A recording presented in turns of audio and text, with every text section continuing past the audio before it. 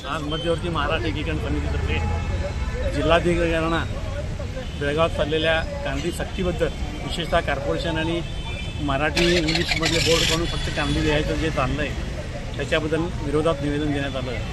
त्यांना लिंग्विस्टिक मायनॉरिटीप्रमाणे आम्ही बेळगाव जिल्ह्यामध्ये 21% आहोत, त्यामुळे लिंग्विस्टिक मायनॉरिटीचे अधिकार आम्हाला मिळावेत या दृष्टीनं जे हक्क आहेत ते मिळावेत या दृष्टीनं निवेदन दिलं आहे। त्या दृष्टीनं DC काय म्हणाले की लिंग्विस्टिक मायनॉरिटी कमिशनरबरोबर जी मीटिंग झाली त्या मीटिंगमध्ये मी उघडपणे माझं मत सांगितलेलं आहे, परंतु ज्या सर्क्युलरप्रमाणे तुम्ही ही जी अंमलबजावणी मागतात ते सर्क्युलर गव्हर्नमेंटनं मागे घेतलं आहे तेव्हा त्यांना मी प्रश्न केला। 2004ला ते सर्क्युलेशन मागून घेतलं आहे आणि मागे घेण्याचं कारण काय, सुधारणा करून योग्य अंमलबजावणी असं लिहिलं एवढी 21 वर्ष लागतात काय, तर त्यावेळेला तो म्हणाला की आम्हाला टाईम लिमिट नसतं आहे,